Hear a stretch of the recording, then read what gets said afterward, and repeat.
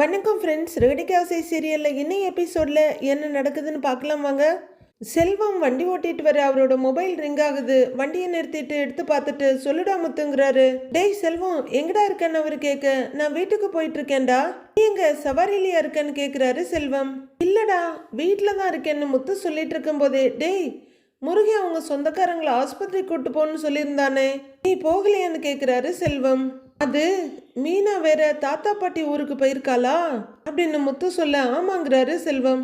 என் வீட்டில் வேற அம்மா, ரவி பொண்டாட்டி, மனோஜ் பொண்டாட்டி எல்லாருமே பாண்டிச்சேரிக்கு ஏதோ ரிசார்ட்டுக்கு போறேன்ட்டு போயிட்டாங்க அப்படின்னு முத்து சொல்ல, அப்ப வீட்டில் அம்மா மீனா யாருமே இல்லையா அப்படிங்கிறாரு செல்வம். ஆமா, நாங்க மட்டும்தான் இருக்கோம். நானும் வந்துட்டு அப்பா வீட்டில் தனியா இருப்பாரு, அதனால நான் சவாரிக்கு எதுக்கும் போகலங்கிறாரு முத்து. அப்ப முருகன் சொன்ன சவாரி அப்படின்னு செல்வம் கேட்க, அதுக்காக தாண்டா உனக்கு ஃபோன் பண்ணேன். அது இன்னைக்கு ஒரு நாளைக்கு நீ அந்த சவாரிக்கு போறியாங்கிறாரு முத்து. டேய் நானா? முருகன் உன்னதானேடா போச்சோன்னா அப்படின்னு செல்வம் கேட்க, ஆமாண்டா, ஆனா ரொம்ப காலத்துக்கு அப்புறம் ஆம்பளைங்களா வீட்டில் இருக்கோம் அப்படின்னு முத்து சொல்ல, கொண்டாட்டிங்க யாருமே இல்லைன்னா ஜாலி தான் போல அப்படிங்கிற செல்வம் கொஞ்சம் யோசிச்சு, டேய் அப்படியே வாடா சாயங்காலமா ஒரு பார்ட்டியை போடுவோங்கிறாரு. டேய் நீ வேற ஏண்டா, அப்பாவெல்லாம் விட்டுட்டு வர முடியாதுடா. ரொம்ப நாள் கழிச்சு அப்பா, ரவி, நானு, மனோஜ் எல்லாரும் தனியா ஒன்னா இருக்கிறோம், அதனால ஜாலியா என்ஜாய் பண்ணலான்னு இருக்கிறோம்.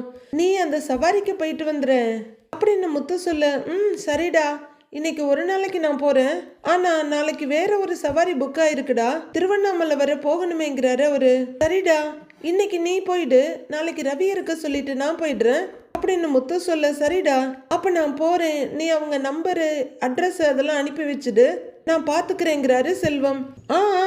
நம்பரு, லொக்கேஷன் எல்லாத்தையும் உனக்கு அனுப்பி வச்சிடுறேன், நீ போய் பாத்துரு. டேய் போய் நல்லபடியா பாத்துக்கடா, பத்திரம்டா அப்படின்னு முத்து சொல்ல, சரிடா நான் பாத்துக்கிறேன்டா, வச்சிடுறேன்டாங்கிறாரு செல்வம். அப்போ அங்க வர்ற அண்ணாமலை, டேய் முத்து, முக்கியமான வேலை இருந்தா வேலைக்கு கிளம்பி போங்கடா, எனக்காக வேலையை கெடுத்துக்காதீங்கிறாரு. அப்பா அதெல்லாம் ஒண்ணும் இல்லப்பா, செல்வம் பாத்துக்கிறேன்னு சொல்லிட்டான்ப்பா, 4 பேர் இன்னைக்கு ஜாலியா இருக்கிறோம், எங்க இவனுங்கிற முத்து. டேய் ரவி, மனோஜ் வெளியே வாங்கடாங்கிறாரு. எதுக்குடா உங்களை கூப்பிடுற அப்படின்னு அண்ணாமலை கேட்க, சொல்லுடா அப்படின்னு ரவி வெளியில வர்றாரு ரூமை விட்டு. மனோஜும் வர, இவ்வளோ நேரம் நல்லா டான்ஸ் ஆடிட்டு இருந்தோம், இப்ப பசிக்க வேற ஆரம்பிச்சிருச்சுங்கிறாரு முத்து. ஆமாண்டா, எனக்கும் பசிக்குதுடான்னு ஊதுறாரு மனோஜ். அப்பா வேற டைமுக்கு சாப்பிடணும்டா, அதனால நம்ம 3 பேரும் சேர்ந்து சமைச்சிருவோன்னு முத்து சொல்ல, நானும் சமைக்கிறேன்டாங்கிறாரு அண்ணாமலை. அப்பா நீ எதுக்குப்பா சமைக்கிற அப்படின்னு முத்து கேட்க, எங்க அம்மா கிட்ட இருந்து நான் கொஞ்சம் கத்துக்கிட்டு இருக்கிறேன், சாப்பிடுற மாதிரி சமைப்பேங்கிறாரு அண்ணாமலையும். அப்பா நாம எதுக்குப்பா சமைக்கணும், அதான் வீட்லயே ஒரு செஃப் இருக்கான்ல, அதுக்கு தானே அவனை அப்பா கஷ்டப்பட்டு படிக்க வச்சாரு அப்படின்னு மாங்கமடைய மனோஜ் சொல்ல, அப்பா உன்னையும் தான் கஷ்டப்பட்டு படிக்க வச்சாரு, ஒரு யூஸும் இல்லையேங்கிறாரு முத்து. அவன் மட்டும் தனியா சமைக்க வேணான்னு முத்து சொல்ல, ஏன் இவன் சமைச்சா என்னங்கிறாரு மனோஜ்.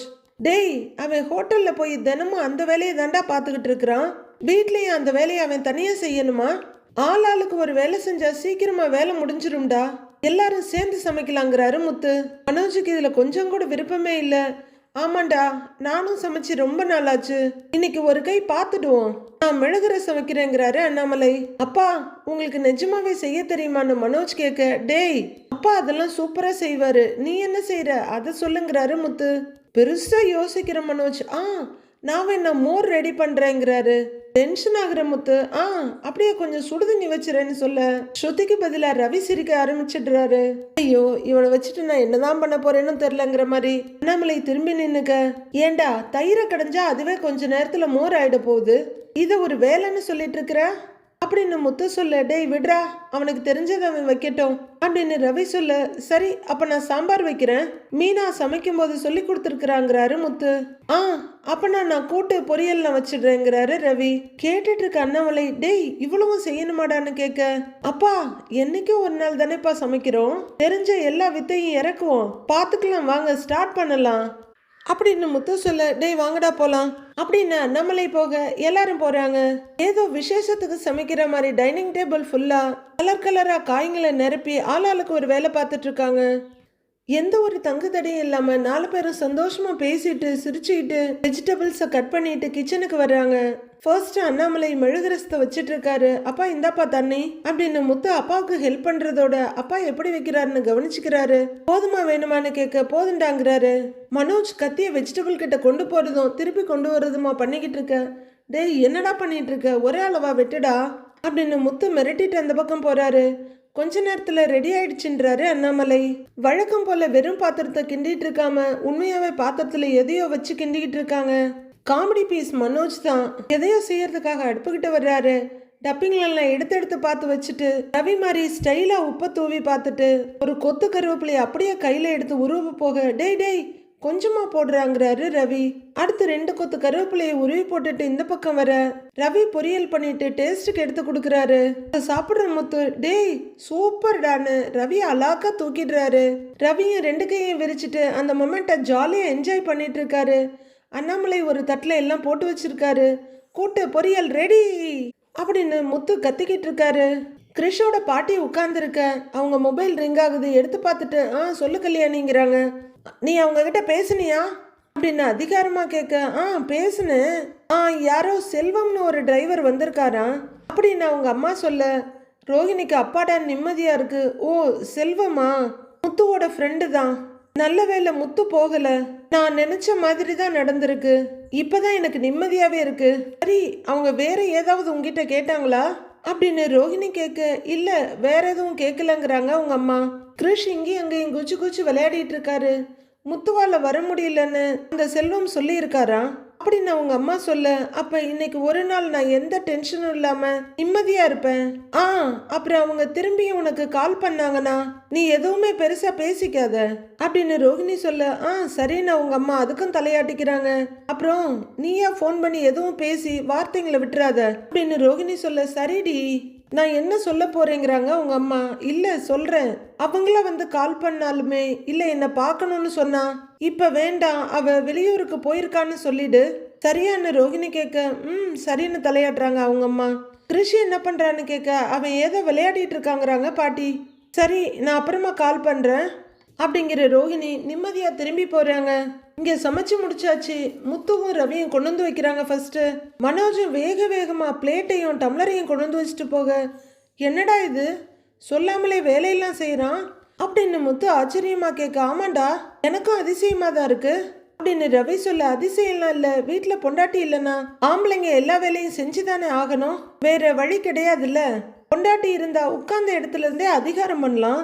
அதை கொண்டு வா இதை கொண்டு வான்னு ஒரு நாள் அவங்க இல்லைன்னா தான் தெரியும் நமக்காக அவங்க எவ்வளவு விஷயம் பண்றாங்கன்னு அப்படின்னு முத்து சொல்ல சிரிக்கிற ரவி நீ வேணும்னா அதை சொல்லலாம்.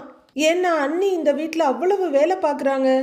என் பொண்டாட்டி எல்லாம் தண்ணி எடுத்துட்டு வாடின்னு சொன்னா நீ போய் எடுத்துக்கடாம்பா அப்படின்னு ரவி ரொம்ப வருத்தமா சொல்ல என்னடா பண்றது, பலகுரல் கொஞ்சம் உஷாரா இருக்குது.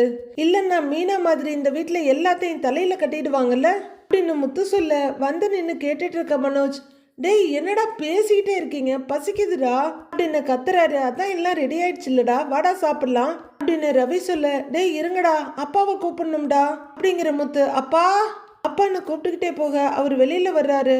அப்பா சாப்பாடு ரெடிப்பா வாப்பா அப்படின்னு முத்து கூப்பிட வாசனை அப்படியே பிடிச்சி தூக்குதேடா அப்படின்னு கேட்டுக்கிட்டே அண்ணாமலை வர வாசனை கமகமன்னு இருக்காப்பா, மோர் குழம்பு நான் தான் ரெடி பண்ணேன் அப்படின்னு முதல்ல வந்து பெருமை அடிச்சுக்கிறாரு மனோஜ்.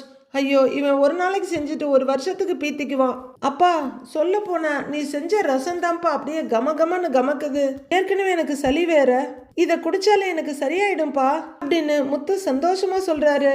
இவன் 2 தடவை மூக்கு உறிஞ்சிட்டு இருக்கிறத பார்த்தேன், அதனாலதான் எப்படியாவது மிளகு ரசம் வைக்கலான்னு வச்சேன். நீ சாப்பிட்டேன்னு வச்சுக்க சளியெல்லாம் சரியா போயிடுங்கிறாரு அவரு. அப்பா சாப்பிட்டு முடிச்சதுக்கு அப்புறம் சூப்பு மாதிரி அப்படியே ஒரு கப் அடிச்சிருவேன்ப்பா அப்படின்னு முத்து சொல்ல அப்பா சாப்பாடுலாம் அதிகமா தான் இருக்கு, நாம 4 பேர் தான் இருக்கோம் ஆனா எல்லாம் டபுளா இருக்குப்பா அப்படின்னு ரவி சொல்றாரு. அப்படியான்ற மாதிரி பார்த்துட்டு இருக்காரு முத்து. இருக்கட்டும்டா நைட்டுக்கு சூடு பண்ணி சாப்பிட்டுக்கலாங்கிறாரு அண்ணாமலை. ஆமாப்பா திரும்ப நைட்டெல்லாம் என்னால நின்று சமைச்சிட்டு இருக்க முடியாது அப்படின்னு மொத்த சமையலையும் அவர் ஒருத்தரா பண்ண மாதிரி ரொம்ப சடைஞ்சிக்கிறாரு மனோஜ். அப்பா மிச்சம் இருந்ததுன்னா நைட்டு நாங்க 3 பேரும் சாப்பிட்டுக்கிறோம், உனக்கு மாவு வாங்கிட்டு வந்து தோசை ஊத்தி தந்துடுறோம் அப்படின்னு முத்து சொல்ல எனக்கு மட்டும் ஏண்டா தனியா செய்றீங்க அப்படின்னு அண்ணாமலை கேட்க இல்லப்பா இதே சாப்பாட்டை நைட்டு உனக்கு கொடுத்தா ஒத்துக்குமான்னு தெரியாது. அது மட்டும் இல்லாம மீனா வேற சொல்லிக்கிட்டே இருப்பா, உனக்கு வேலைக்கு சாப்பாடு கொடுக்கணும், சரியா பாத்துக்கணும்னு. அதனாலதான் நான் இன்னைக்கு சவாரிக்கு கூட போகாம செல்வத்துக்கிட்ட மாத்தி விட்டேன். நானும் வீட்டுல இருக்கிறேன் அப்படின்னு முத்து ஒரு பெரிய லெக்சரே அடிச்சு முடிக்கிறாரு. டேய், பொதுவா பசங்க தான் பொண்டாட்டிங்கிட்ட எங்க அப்பாவை பாத்துக்கங்கன்னு சொல்லுவாங்க. ஆனா மீனா உங்ககிட்ட சொல்லிட்டு போயிருக்கா பாரு, இப்படி ஒரு மருமக கிடைச்சது எனக்கு வரம்டா அப்படின்னு அண்ணாமலை சொல்ல, அப்பா அப்பா அப்பா பேசிக்கிட்டே இருந்தா சாப்பாடு சூடு ஆறிடும்பா, சாப்பிடலாம்ப்பான்னு மனோஜ் சொல்ல, அப்பா நீ மீனாவை பத்தி நல்ல விதமா சொன்னல்லப்பா, அது அவனுக்கு பொறுக்கல, அம்மா இல்லாத குறைய இவர் ஃபில் பண்றாராமா அப்படின்னு முத்து நக்கல் அடிக்க, டேய் உட்காருங்கடா சாப்பிடலாம் அப்படின்னு அண்ணாமலை சேரை இழுத்து போட்டு உட்கார்றாரு. அப்போ வாசல்ல யாரோ அண்ணன்னு கூப்பிட்டுட்டு இருக்க, யாருடா அது சாப்பிட்ற நேரத்துல கூப்பிடுறதுன்னு சிடுசிடுக்கிறாரு மனோஜ். இருடா நான் போய் பார்த்துட்டு வந்துடுறேன் அப்படின்னு அண்ணாமலை எழுந்திருக்க, கூடவே முத்துவும் எழுந்து போறாரு. ச்சே அப்படின்னு கடுப்பா மனோஜ் தட்டில் சாப்பாடு போட போறாரு. 2 பேரும் வாசலுக்கு வர, அங்க ஒருத்தர் வர, பின்னாடி 2 பேர் தாம்பாளத்துல பத்திரிக்கை வைக்கிறதுக்காக எடுத்துட்டு வர்றாங்க. முத்து அவங்கள பார்த்த உடனே அட அப்படிங்க அவர் வேகமா முன்னாடி வந்து, அண்ணே எப்படி இருக்கீங்கண்ணே அப்படின்னு அண்ணாமலைக்கு கை கொடுக்குறாரு. நல்லா இருக்கேன் நீங்க எப்படி இருக்கீங்கன்னு அவரும் சந்தோஷமா கேட்க, முத்துவும் கேட்கிறாரு. அவங்க 3 பேரும் நாங்க நல்லா இருக்கோம்னு மாத்தி மாத்தி சொல்றாங்க. வாங்க வாங்க எல்லாரும் உள்ளர வாங்க அப்படின்னு அண்ணாமலை முத்துவும் அவங்க 3 பேரையும் உள்ளர கூட்டிட்டு வர்றாரு. மனோஜ் எட்டி பார்த்துட்டு, ஏய் யாரா இவங்கன்னு கேக்குறாரு. டேய் அப்பாவோட சொந்தக்காரங்கடா, ஊர்ல பாத்திருக்கோம்லங்கிறாரு ரவி. இந்த மூஞ்செல்லாம் பார்த்ததா எனக்கு ஞாபகமே இல்லைன்னு மனோஜ் சொல்ல, டேய் வாடா அப்படின்னு மனோஜை கூப்பிட்டுக்கிட்டு ரவி அங்க வர்றாரு. இந்த 2 பேரையும் பார்த்து நல்லா இருக்கீங்களாப்பான்னு கேட்டுக்கிட்டே உட்கார்றாங்க அந்த லேடி. அடுத்த மாசம் என் தங்கச்சிக்கு கல்யாணம் வச்சிருக்கேன் அப்படின்னு வந்தவர் சொல்ல, ஆமா அன்னைக்கு சொன்னீங்கிறாரு அண்ணாமலை, அதுக்கு பத்திரிக்கை வைக்கலான்னு வந்திருக்கோன்னு அவர் சொல்ல, அப்படியான்னு அண்ணாமலை கேக்குறாரு. விஜயாக்கா எங்க மாமான்னு ஒரு லேடி கேட்க, விஜயாவும் மருமகளுங்களும் வெளியில போயிருக்காங்கம்மா அப்படின்னு அண்ணாமலை சொல்ல, முத்து மீனா இல்லையாப்பான்னு இன்னொரு லேடி கேக்குறாங்க. அது தெரிஞ்ச ஒருத்தங்களுக்கு உடம்பு சரியில்லை, அதனால வெளியூர் போயிருக்காங்கிறாரு முத்து. அப்ப இன்னைக்கு ஆம்பளைங்க ராஜ்யம் தானான்னு கேக்குறாரு அவரு. எல்லாருக்கும் சேர்த்து பத்திரிக்கை வச்சிடலான்னு பார்த்தோம் அப்படின்னு அவரு சொல்ல, அதனால என்ன, வரும்போது குடும்பத்தோடு தானே வரப்போறோம் அப்படின்னு அண்ணாமலை சொல்ல, ஏங்க மாமாவுக்கு பத்திரிக்கை கொடுத்துடலான்னு வந்தவரோட ஒய்ஃப் சொல்ல, 2 பேரும் எழுந்திருக்கிறாங்க. தாம்பாளத்துல பழங்களும் அது மேல பத்திரிக்கையும் வச்சு, அண்ணே எல்லாரும் குடும்பத்தோட அவசியம் கல்யாணத்துக்கு வந்துடணும் அப்படின்னு 2 பேரும் சொல்ல, கண்டிப்பா அதுக்காக தானே பத்திரிக்கையை கொடுத்துருக்கீங்க, நம்ம வீட்டு கல்யாணம் வராம விட்டுருவோமா அப்படின்னு கேட்டுக்கிட்டே உட்கார்ற அண்ணாமலை பத்திரிக்கையை கையில எடுத்து கவர்க்குள்ள இருந்து வெளியே எடுத்துட்டு இருக்காரு. அன்னைக்கு சொன்ன மண்டபம் தானே அப்படின்னு கேட்டுக்கிட்டே அவர் பத்திரிக்கையை வெளியே எடுத்துட்டு இருக்காரு. அவரோட ஒய்ஃபு, ஏன்பா மனோஜ் கடையெல்லாம் வச்சிருக்கேன்னு கேள்விப்பட்டேன்னு மனோஜ் கிட்ட கேக்குறாங்க. ஆமான்னு சத்தமே வெளியே வராம சொல்றாரு அவரு. ரவி ஹோட்டல் வேலையெல்லாம் எப்படி இருக்குன்னு அவரு கேட்க, நல்லா போயிட்டு இருக்குன்னு சந்தோஷமா சொல்றாரு ரவி. 3 பேருக்கும் கல்யாணம் ஆகி ரொம்ப நாள் ஆச்சு, எதுவும் விசேஷம் இல்லையாப்பான்னு அந்த லேடி கேக்குறாங்க. 3 பேரும் அமைதியா நிக்க, சீக்கிரமா நீங்க குழந்தைய பெத்துக்க வேண்டியது தானே அப்படின்னு அந்த லேடியே சொல்ல, 3 பேரும் ஒருத்தர் பாத்துக்கிறாங்க. பசங்க தயங்கிட்டு சங்கடப்படுறத பார்த்து நேரம் வரும்போது எல்லாம் நடக்கும், ரொம்ப நாள் கழிச்சு வீட்டுக்கு வந்திருக்கீங்க, சாப்பிட்டுட்டு போலாங்கிறாரு அண்ணாமலை. முத்துவும் ரவியும் புன்னகையோட பார்த்துட்டு இருக்கா. ஐயோன்னு பாக்குறாரு மனோஜ். ஐயோ இதுங்க சாப்பிட்டா நமக்கு எதுவும் இல்லாம போயிடுச்சுன்னா என்ன பண்றதுன்ற பயம் ஒரு முகத்துல அப்பட்டமா தெரியுது. இல்லன்னு பத்திரிகையெல்லாம் அப்படியே சில இடத்துங்களுக்கு கொடுக்கணும் அப்படின்னு அவர் சொல்ல, அதுவே பெரிய வேலை தான் சித்தப்பா, அலைஞ்சுக்கிட்டே இருக்கணும், நீங்க என்ன சாப்பிட்டுருக்க மாட்டீங்கல்ல, இங்கேயே சாப்பிட்டு போயிருங்கிறாரு முத்து. நாங்க போற வழியில எங்கேயாவது சாப்பிட்டுக்கிறோம்ப்பா அப்படின்னு வந்தவர் சொல்றாரு. இதுவரில் ஷாக் ஆகி நின்ன மனோஜ், ஆமா அதுதான் கரெக்ட், சிக்னல் கிட்ட போனீங்கன்னா ஒரு நல்ல ஹோட்டல் இருக்குன்னு அவசரமா சொல்றாரு. முத்துவும் ரவியும் அவரை முறைச்சிட்டு இருக்கத சொல்லி முடிச்சுட்டு தான் பாக்குறாரு.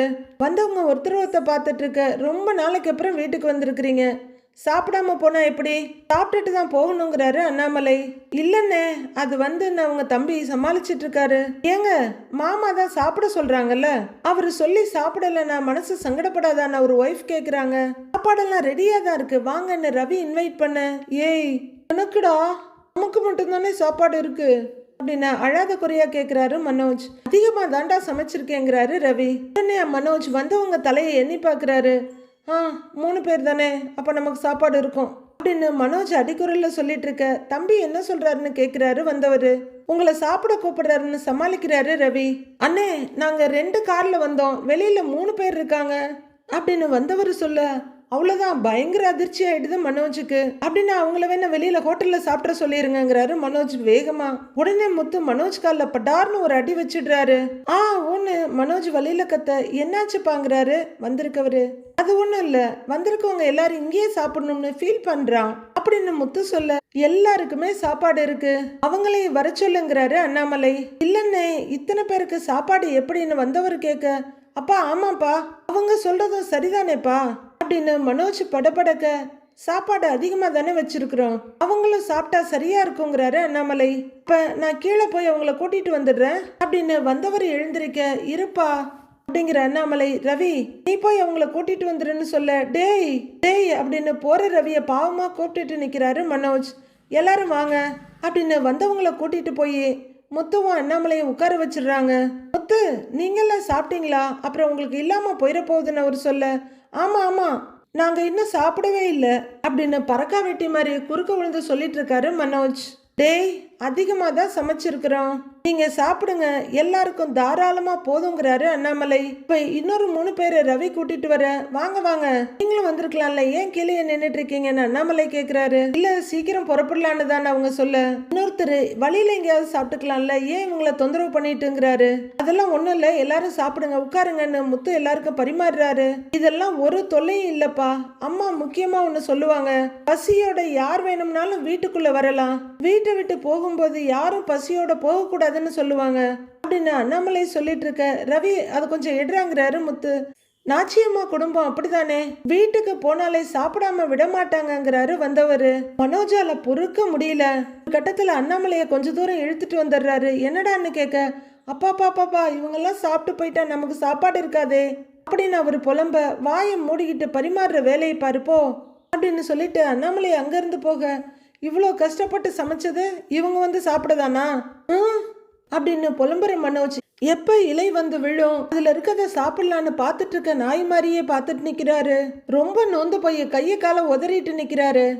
பசிக்குது அப்படின்னு சொல்லிக்கிட்டே அவரு டேபிள் கிட்ட வர, பரவாயில்லையே பொம்பளைங்க இல்லாமலே இவ்வளவு சமைச்சிருக்கீங்களே அப்படின்னு ஒரு லேடி சொல்றாங்க. அவங்க அளவுக்கெல்லாம் எங்களுக்கு சமைக்க தெரியாது, ஏதோ எங்களுக்கு தெரிஞ்சதை சமைச்சிருக்கிறோம், சாப்பிடுங்கன்னு சிரிப்போடு சொல்லிக்கிட்டே எல்லாருக்கும் தண்ணி ஊத்தி வைக்கிறாரு முத்து. அவங்க சித்தப்பா சூப்பரா இருக்குப்பா நல்லா சமைச்சிருக்கீங்க அப்படின்னு ரசிச்சு சொல்ல, நல்லா சாப்பிடுங்கன்றாரு ரவியும். மனோஜ் பயங்கர டென்ஷனா சாப்பிட்றவங்கள வெறிச்சு பார்த்துக்கிட்டு இருக்காரு. அது என்னப்பான்னு ஒரு லேடி கேட்க, மோர் குழம்புங்கிறாரு முத்து. மோர் குழம்பா அப்படின்னு அந்த லேடி கேட்டுட்டு இருக்க, மாப்பிள்ளை இவர் தான், ஆனா சட்டை என்னதுன்னு வந்து சொல்ற மாதிரி அத நான் தான் செஞ்சேன்னு வந்து வெடுக்குன்னு சொல்றாரு மனோஜ். அப்ப ஊத்து அப்படின்னு முத்து நகர்ந்துக்கிறாரு. ஏய் அப்படின்னு கொதற மாதிரி மனோஜ் பார்க்க, இருங்க நான் ஊத்துறேன்னு ஊத்துறாரு முத்து.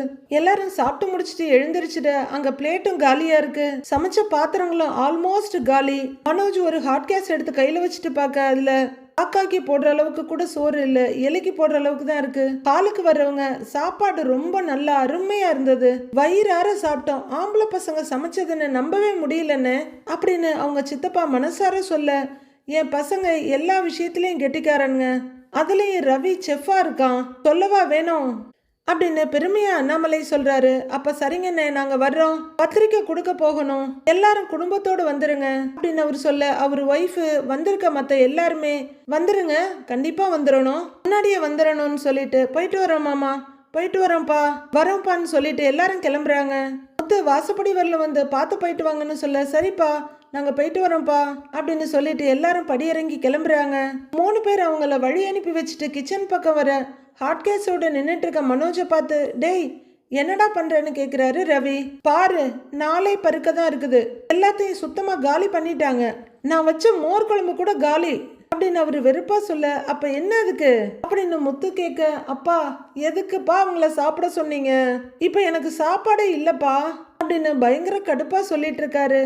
ஏய் நம்ம வீட்டுக்கு யார் வந்தாலும் சாப்பிட சொல்லணும்டா, அதுவும் சாப்பாட்டு நேரத்துக்கு வந்துட்டாங்க, அப்படியே அனுப்ப முடியுமா, வர்றவங்களுக்கு சாப்பாடு போட்டு அனுப்புறது தாண்டா புண்ணியங்கிறாரு அண்ணாமலை. அப்ப நாம பசியோட இருக்கிறோமே பாவம் இல்லையா அப்படின்னு மனோஜ் கேட்க, டேய் விடுறா நான் ஹோட்டல்ல ஆர்டர் பண்றேங்கிறாரு ரவி. இப்ப ஆர்டர் பண்ணி வர்றதுக்கு 1 மணி நேரம் ஆகும், என்னால பசி தாங்க முடியாது அப்படின்னு மனோஜ் வயிற்று பிடிச்சிக்கிட்டு புலம்ப, அம்மா உன்னை அப்படி வளர்த்து வச்சிருக்கிறாங்க, நம்ம சமைச்சதெல்லாம் 4 பேர் பாராட்டி சொல்லிட்டு போகும்போதே பாதி வயிறு நிறைஞ்சிருக்கணும்டாங்கிறாரு முத்து.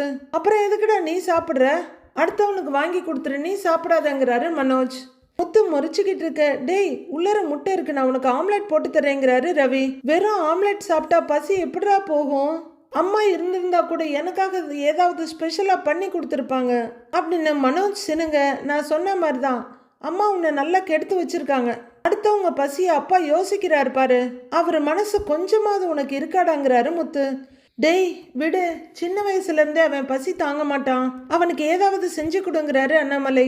சரிப்பா, நான் போய் பிரெட் டோஸ்ட் பண்ணிடுறேன் அப்படின்னு ரவி கிச்சனுக்குள்ள போக, டேய் நானும் வரேன்டான்னு பின்னாடியே போறாரு முத்து. காலியா கிடக்கிற பாத்திரத்தெல்லாம் ஒரு பார்வை பார்க்குற மனோஜ் கடைசியில பிரெட் ஆம்லெட்டா அப்படின்னு வெறுப்பா தலையை திருப்பிக்கிறாரு. சத்யா ஒரு ஹோட்டல்ல ஒரு கஸ்டமர் கிட்ட டாக்குமெண்ட்ஸ்ல எல்லாம் சைன் வாங்கிக்கிட்டு, சார் இந்தாங்க சார் நீங்கள் கேட்ட அமௌண்ட்டுன்னு கொடுக்க, அவரும் கவர்லேருந்து வாங்கி எடுத்து பார்த்துட்டு ரொம்ப தேங்க்ஸ் பாங்கிறாரு. முன்னெல்லாம் இவ்வளோ ப்ரொசீஜர் இல்லை, கேட்ட உடனே பணத்தை எடுத்து இந்தான்னு கொடுத்துருவீங்க, வட்டியும் கொஞ்சம் அதிகமாக இருக்கும், இப்போ உங்கள் ப்ரொசீஜர்லாம் பேங்க் மாதிரி இருக்கு அப்படின்னு கஸ்டமர் சொல்லிட்டு இருக்க. ஆமாங்க சார், இப்போ சிஸ்டமேட்டிக்காக எல்லாத்தையும் மாற்றிட்டோம், கடன் வாங்குறவங்களுக்கு எந்த கஷ்டமும் இருக்கக்கூடாதுன்னு சொல்லி எங்கள் ஓனர் இந்த சேஞ்சஸ் எல்லாம் கொண்டு வந்திருக்காரு அப்படின்னு சத்யா அவருக்கு எக்ஸ்பிளைன் பண்ணிட்டு இருக்க. ஓனரோட பொண்ணு 2 பேரையும் சந்தோஷமா மாறி மாறி பார்த்துட்டு இருக்காங்க.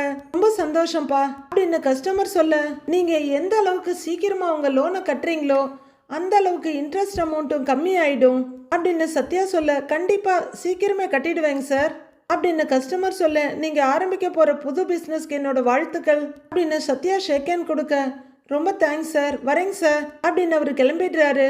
அவர் கிளம்பினதும் அந்த பொண்ணு சத்யாவுக்கு ஷேக் ஹேண்டுக்கு நீட்டுறாங்க. எனக்கு எதுக்கு அப்படின்னு சத்யா கேட்க, அப்படின்னு அந்த பொண்ணு கையை நீட்டிகிட்டே இருக்க. சத்யா ஷேக் ஹேண்டு கையை நீட்டுறாரு. என் அப்பா பண்ணிக்கிட்டு இருந்த பிஸ்னஸ் எனக்கு பிடிக்காம இருந்தது, ஒரு சாதாரண கந்து வட்டி கம்பெனியா இருந்த ஒன்ன இன்னைக்கு உங்களால ஒரு கார்ப்பரேட் கம்பெனி மாதிரி மாறி இருக்கு அப்படின்னு அந்த பொண்ணு சொல்லிக்கிட்டு இருக்காங்க. வெயிட்டர் கொண்டு வந்து 2 பேருக்கும் காஃபி வச்சிட்டு இருக்காரு. என்னால எல்லாம் இல்லைங்க, சில ஓனர்ஸ் லாபம் வந்தா மட்டும் போதுன்னு கடன் வாங்குறவங்கள பத்தி எதுவும் கவலைப்பட மாட்டாங்க.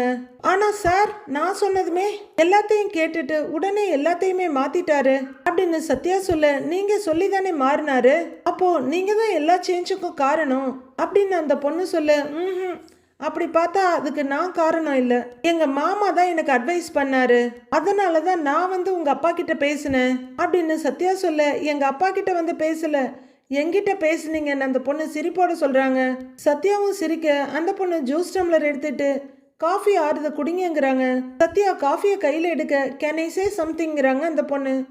சொல்லுங்க அப்படின்னு சத்யா சொல்ல, நான் வந்ததுல இருந்து நோட் பண்ணிக்கிட்டு தான் இருக்கிறேன், உங்ககிட்ட நிறைய டேலண்ட் இருக்குது, பிசினஸ் நாலேஜும் இருக்கு, கிளையன்ஸ் கிட்டே ரொம்ப கைண்டா பேசுறீங்க, உங்ககிட்ட நிறைய ஒரு ஸ்டார்ட் அப் கம்பெனி ஆரம்பிக்கிற அளவுக்கு திறமை இருக்கு அப்படின்னு அந்த பொண்ணு சொல்ல, ஆமாங்க, எனக்கும் ஒரு ஸ்டார்ட் அப் ஆரம்பிக்கிறது தான் ட்ரீம் அப்படின்னு சத்யா சொல்ல, ரியலி அப்படின்னு அந்த பொண்ணு கொஞ்சம் சர்ப்ரைசிங்காக கேட்க, ஆமாங்க, நான் வசதியான ஃபேமிலியில இருந்தெல்லாம் வரல, அப்பா கோவில் வாசல்ல கரும்பு ஜூஸ் கடை வச்சிருந்தாரு, அம்மா அங்க பக்கத்திலேயே பூக்கடை வச்சிருந்தாங்க, சின்ன வயசுல இருந்தே எங்க அப்பா அம்மா எங்களுக்காக எவ்வளவு கஷ்டப்பட்டிருக்காங்கன்னு நான் பார்த்துருக்கேன், நானும் என் அக்கா சீதாவும் படிக்கிறதுக்காக என் பெரிய அக்கா அவங்க படிப்பை விட்டுட்டு பூக்கட்டுற வேலைக்கு போய் எங்களை படிக்க வச்சாங்க அப்படின்னு சத்யா சொல்லிட்டு இருக்க. ஆரம்பத்துல ரொம்ப சீரியஸா இன்ட்ரெஸ்டிங்கா கேட்டுட்டு இருந்தவங்க அப்புறம் கொஞ்சம் பரிதாபத்தோட கேட்டுட்டு இருக்காங்க.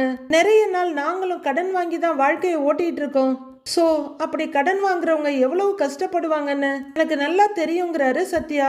ஃபேமிலி மேல உங்களுக்கு ரொம்ப அட்டாச்மெண்ட் அதிகம் இல்லைங்கிறாங்க அந்த பொண்ணு. ஆமாங்க, அவங்களால தான் நான் இன்னைக்கு இங்க இருக்கேன், வீட்டில் என்ன கஷ்டம் இருந்தாலும் என்னைய கஷ்டம் தெரியாம வளர்த்தாங்க, அதனாலேயே நான் கொஞ்சம் தப்பான ஃப்ரெண்ட்ஸ்க்கு கூட எல்லாம் சேர்ந்து தப்பான வழியில போக இருந்தேன் அப்படின்னு சத்யா சொல்ல, ஓ அப்ப நீங்க ரெபலா இருந்திருக்கீங்க அப்படின்னு அந்த பொண்ணு சொல்ல. சிரிக்கிற சத்யா, அப்படி நினச்சிக்கிட்டு எல்லாத்தையும் தப்பு தப்பாக பண்ண இருந்தேன். அப்போ என் மாமா, ஐ மீன் என் அக்காவோட ஹஸ்பண்ட், அவர் தான் எனக்கு அட்வைஸ் பண்ணி என்னை கரெக்டான ரூட்டில் கொண்டு வந்தாரு. நான் இப்படி டிகிரி முடிச்சுட்டு ஒரு நல்ல வேலையில் இருக்கேன்னா அதுக்கு காரணம் என் மாமா தான் அப்படின்னு சத்யா சொல்ல.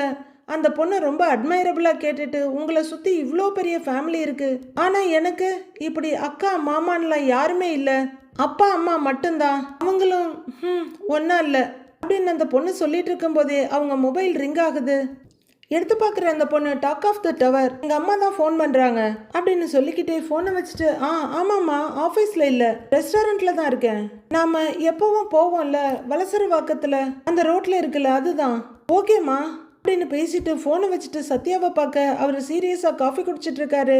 அவரையே பார்த்துட்டு இருக்க அந்த பொண்ணு, நீங்க கேட்கவே மாட்டீங்களான்னு கேக்குறாங்க. என்னதுங்க அப்படின்னு சத்யா கேட்க, இல்ல என் கூட பழகுற யாரா இருந்தாலும் ஃபர்ஸ்ட் கேட்குற கேள்வி ஏன் உங்க அப்பா அம்மா ஒன்னா இல்லைங்கிறது தான். நீங்க ஏன் கேட்கவே இல்லைன்னு அந்த பொண்ணு ஆச்சரியமா கேக்குறாங்க. அது உங்க பர்சனல் விஷயங்க அப்படின்னு சத்யா சொல்ல, என் பிரைவசிக்கு ரெஸ்பெக்ட் கொடுக்குறீங்க, தேங்க்ஸ், ஆனா உங்ககிட்ட சொல்லணும்னு தோணுது அப்படின்னு அந்த பொண்ணு ஆரம்பிக்க, சரி சொல்லுங்கன்ற மாதிரி பாக்குறாரு சத்யா. எங்க அம்மா அப்பா 2 பேரும் ஒன்னா இருந்தப்ப எங்க வீடு ஒரு வார் ஜோனா இருக்கும். தினமும் சண்டை. ஒரு கட்டத்துல பிரிஞ்சிட்டாங்க. அதுக்கு மெயின் ரீசன் என்னன்னா அப்படின்னு அந்த பொண்ணு தயங்கிட்டு இருக்க, இல்லைங்க நீங்க என்னை மதிச்சு இந்த அளவுக்கு சொன்னதே போதும், ரீசன்லாம் வேணாம், அப்புறம் அதை யோசிச்சு நீங்களும் அப்செட் ஆவீங்கிறாரு சத்யா. பரவாயில்ல விடுங்கன்னு சத்யா சொல்ல, அந்த பொண்ணு சத்யா ஒரு மாதிரி பார்த்துட்டு, அம்மா இங்கே தான் வந்துட்டு இருக்காங்க, மீட் பண்றீங்களான்னு கேட்குறாங்க. சத்யா வாட்சை பார்த்துக்கிட்டே, இல்லைங்க, இன்னொரு கஸ்டமர் கடன் கேட்டிருந்தாங்க, அங்கே போய் அவங்க டாக்குமெண்ட் எல்லாம் வெரிஃபை பண்ணி அவங்க எலிஜிபிளான்னு பார்க்கணும், நான் வரேங்கன்றாரு சத்யா. ஓகே, நான் இன்னொரு நாளைக்கு அம்மாவை இன்ட்ரோ கொடுக்குறேன், பை அப்படின்னு அந்த பொண்ணு சொல்ல, வரேங்கன்னு சத்யா கிளம்பிடுறாரு. சத்யா கரெக்டா என்ட்ரன்ஸ்ல வெளியே போக உள்ளர வர்ற சிந்தாமணி ரேகான்னு கூப்பிட்டுக்கிட்டே அவங்க பொண்ணோட டேபிளுக்கு வர்றாங்க. ரேகா நிமிந்து பார்த்து, அம்மா எப்பமா வந்தீங்கன்னு கேட்க, வந்தது கூட தெரியாம ஏதோ யோசனை பண்ணிட்டு இருக்க, என்ன விஷயம்னு கேட்க, நத்திங்மா சும்மா அப்படிங்கிற ரேகா, என்ன சாப்பிட்றீங்கன்னு கேக்குறாங்க. என்ன சாப்பிடட்டும்னு சிந்தாமணி யோசிச்சுட்டு இருக்கும் போதே அவங்க மொபைல் ரிங் ஆகுது. என்னம்மா, எனக்காக ஒரு 5 நிமிஷம் கூட உங்களால ஸ்பெண்ட் பண்ண முடியாதா, இப்ப கூட போனா அப்படிங்கிற மாதிரி ரேகா பார்க்க கொஞ்சம் சங்கடமா சிரிக்கிற சிந்தாமணி போன் எடுத்து கையில வச்சுக்கிட்டு, கோச்சுக்காத கண்ணு அப்படிங்கிறாங்க, என் கூட இருக்கப்ப கூட எப்பவுமே பிஸியா தான் இருப்பீங்கல்ல அப்படின்னு ரேகா கொஞ்சம் ஒரு மாதிரி குரல்ல கேட்க, என்ன விஷயம்னு மட்டும் கேட்டுட்டு வச்சிடுறேன் அப்படிங்கிற சிந்தாமணி கால் ஆன் பண்ணி, டேய் முட்டா பயலே, பாப்பாவை பார்க்க வந்திருக்கேன், ஃபோன்லாம் பண்ணக்கூடாதுன்னு சொல்லியிருந்தேன் இல்லைங்கிறாங்க. அக்கா அது இல்லைக்கா, அந்த அடையார் மண்டபத்துலேருந்து ஃபோன் பண்ணாங்கக்கா அப்படின்னு அவரோட அல்லக்கை சொல்ல, அவன் தான் நம்மளுக்கு ஆர்டர் இல்லைன்னு சொல்லிட்டான்லடா அப்படின்னு சிந்தாமணி சொல்ல, ஆமாங்க்கா, அவங்க மீனாவுக்கு தான் ஆர்டர் கொடுத்துருந்தாங்களாம், இப்போ அவங்க ஊரில் இல்லைல்ல, அதனால நமக்கு கொடுக்குறாங்கன்னு அல்லக்கை சொல்கிறாரு. சிந்தாமணி பயங்கர கோவமாயிடுறாங்க. அந்த மகாராணி இல்லைன்னு நமக்கு பிச்சை போடுறான் அவன், என்ன நினைச்சிட்டு இருக்கான் அவன், எல்லாருக்கும் அந்த அளவுக்கு பயம் விட்டு போச்சுல்ல, இந்த சிந்தாமணியை பத்தி தெரிஞ்சுக்கிட்டே அப்படிலாம் பேசிட்டு இருக்கான்ல அவன் அப்படின்னு சிந்தாமணி சரௌண்டிங்க மறந்து சத்தம் போட்டுட்டு இருக்க. பாவம் அந்த பொண்ணு ரேகா தான் குடிச்சிட்டு இருந்த ஜூஸை நிறுத்திட்டு அப்படியே சுத்தியும் முத்தியும் ரொம்ப சங்கடத்தோட பார்த்துட்டு இருக்காங்க. அப்படின்னு அவங்க மெதுவா கூப்பிட, சிந்தாமணியும் சுத்தி ஒரு தடவை பார்த்துட்டு வாய்ஸை குறைச்சிக்கிட்டு, அவ வேண்டான்னு சொன்ன ஆர்டர் நமக்கும் வேண்டாங்கிறாங்க. அக்கா பெரிய ஆர்டர்க்கா அப்படின்னு அல்லக்கை சொல்ல, டேய் கோடி ரூபா ஆர்டரா இருந்தாலும் வேண்டாம், போனை வைடான்னு வச்சிடுறாங்க சிந்தாமணி. அவங்க கோவத்துல குள்ளநரி மாதிரி பொறுமிக்கிட்டு இருக்க, எதுக்குடா இவங்களை வர சொன்னோம், எதுக்கு இவங்களை பார்த்தோன்ற மாதிரி ரேகா ஃபீல் பண்ணிட்டு இருக்காங்க. அடுத்து என்ன நடக்குதுன்னு நாளைய எபிசோட்ல பார்க்கலாம் ஃப்ரெண்ட்ஸ்.